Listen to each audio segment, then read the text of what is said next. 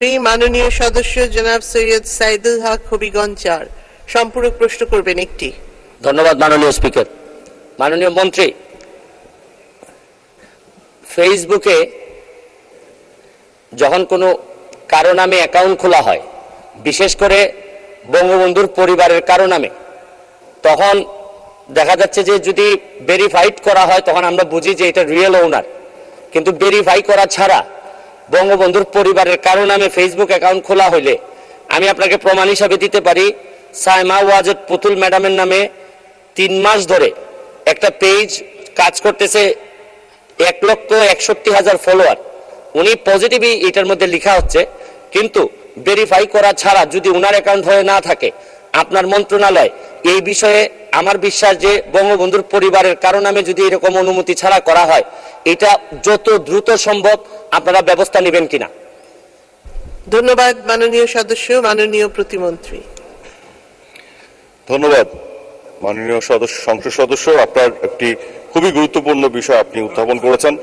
এই বিষয়গুলো আমাদের চোখে পড়েছে বিভিন্ন সময়, এবং আপনি যেটি বলেছেন যে বঙ্গবন্ধু পরিবারের বিভিন্ন ব্যক্তির নাম দিয়ে অনেকে অ্যাকাউন্ট খোলেন, এবং আপনি যেটি বলেছেন হয়তো এখানে ইতিবাচকভাবেই পোস্টগুলি হচ্ছে, কিন্তু কখনো কখনো এটার মধ্যে কোনো আসলে আনসার্টেনিটি থাকে, আমরা নিশ্চিতভাবে বলতে পারি না সবসময় তার ইতিবাচকভাবে দেবে কিনা। কাজে এটা জানাটা খুবই জরুরি, কোন উৎস থেকে এটি খোলা হয়েছে, এবং আমরা আসলে একটি বলেও দেওয়া আছে যে এই ধরনের কোনো অ্যাকাউন্ট কোনো পারমিশন ছাড়া খোলা যাবে না। তবে তথ্য মন্ত্রণালয়ের অধীনে আমাদের কাছে ওই ক্যাপাসিটি নাই যে এগুলো আমরা বন্ধ করতে পারি। আমার যেটি মনে হয় যে এই বিষয়গুলো আমরা অগ্রাধিকার ভিত্তিতে দেখব, এবং আইসিটি ডিভিশন এবং টেলিকমিউনিকেশন মিনিস্ট্রি এবং আইন মন্ত্রণালয়ের সাথে এবং স্বরাষ্ট্র মন্ত্রণালয়ের সাথে আমি যে কোলাবোরেশনের কথা বললাম, তার ভিত্তিতে তার মাধ্যমে আমরা একটা সমাধান বের করব, যাতে এই ধরনের কোনো সুযোগ আর ভবিষ্যতে তৈরি না হয়। ধন্যবাদ। ধন্যবাদ মাননীয় স্পিকার। ধন্যবাদ মাননীয় মন্ত্রী। তারকা চিহ্নিত প্রশ্ন ১৩২, মাননীয় সদস্য জনাব এম আব্দুল লতিফ, চট্টগ্রাম ১১ অনুপস্থিত। মাননীয় সদস্য জনাব শামীম ওসমান, নারায়ণগঞ্জ ৪ আপনি উত্থাপন করুন। মাননীয় স্পিকার, আপনাকে ধন্যবাদ।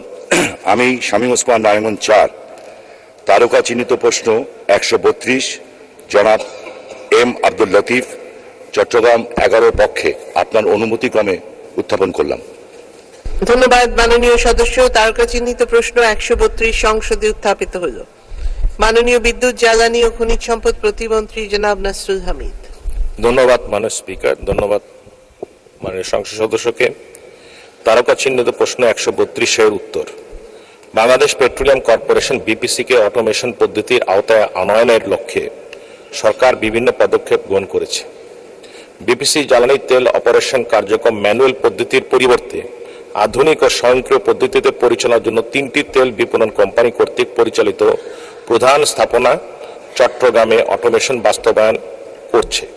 এই কাজের আওতায় ইতিমধ্যে প্রধান স্থাপনার সকল কাজ অটোমেশনের আওতায় আনয়নের লক্ষ্যে পরামর্শ কর্তৃক front end engineering design feed সম্পাদিত হয়েছে।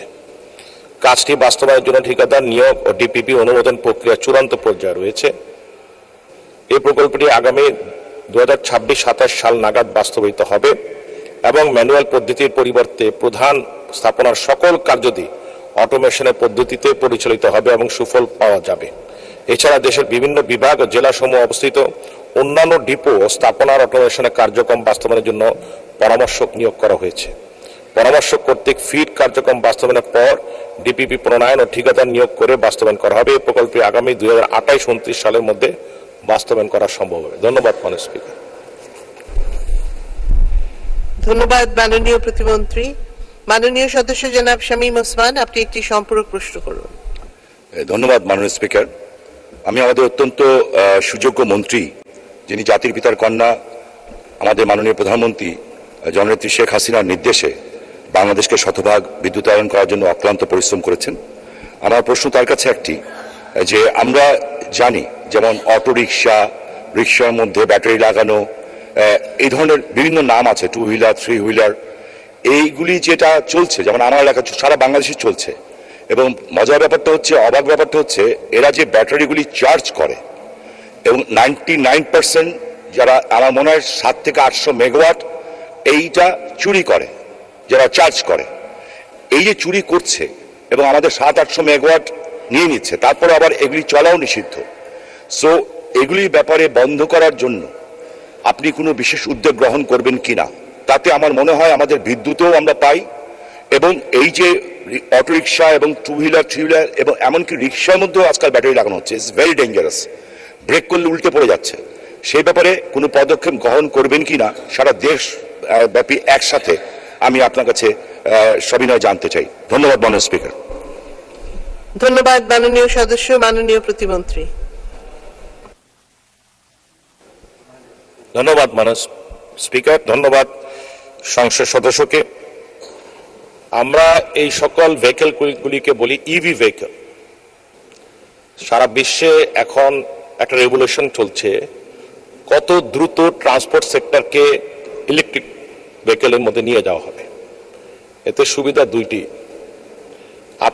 আমরা যারা তেল দিয়ে গাড়ি চালাই, ডিজেল হোক পেট্রোল হোক, সেই তেল দিয়ে গাড়ি ইঞ্জিন যে ঘুরে তার যে শক্তি সঞ্চয় করে তার এফিসিয়েন্সি লেভেল হলো 20%।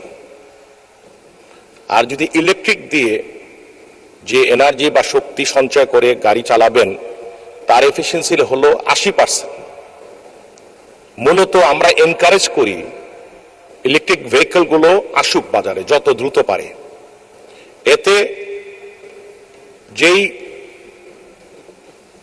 1 কিলোমিটার তেলের যে যানবাহনটা আছেন, যানবাহন 1 কিলোমিটার চলতে যদি 100 টাকা লাগে কোন যানবাহনের, যদি ইলেকট্রিক দিয়ে সেই যানবাহন চলে তা খরচ হবে 20 টাকা।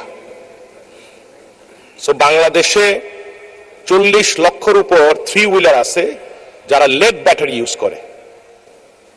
লেড ব্যাটারি গুলো চার্জ করতে সময় বেশি লাগে, 7 থেকে 8 ঘন্টা। এই ব্যাটারি গুলো যদি লিথিয়াম ব্যাটারি হয় তাহলে চার্জ করতে লাগবে আধা ঘন্টা। কিন্তু আমরা যে কাজটা করেছি বিদ্যুৎ বিভাগ, গত বছর আমরা ইলেকট্রিক ভেহিকল চার্জিং স্টেশনের পলিসি বানিয়ে মাননীয় প্রধানমন্ত্রী, আমাদের মন্ত্রণালয়ের মন্ত্রী উনি অনুমোদন দিয়েছেন, আমরা ওয়েবসাইটে দিয়ে দিয়েছি সবগুলো ডিস্ট্রিবিউশন কোম্পানিতে। যে কেউ যদি কোনো চার্জিং স্টেশন বসাতে চায় ওয়েবসাইটে গিয়ে নীতিমালা অনুযায়ী চার্জিং স্টেশন অ্যাপ্লিকেশন করে বসাতে পারে। আপনার গাড়ি যদি ইলেকট্রিক হয়, থ্রি হুইলার হয়, আর আপনি যেটা কথা বলছেন এই থ্রি হুইলার গুলো 40 লক্ষ, আমি ওদেরকে বলি বাংলার টেসলা।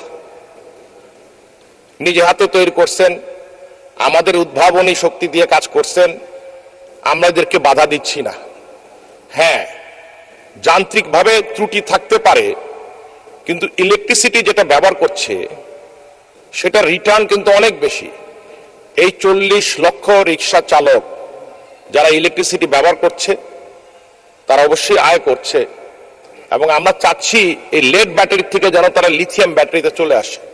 এটা নিয়ে আমরা একটা প্রকল্প করছি জিআইজেড এর সাথে, একটা পাইলট প্রজেক্ট অচিরে আমরা করব, ব্যাটারি সোয়াপিং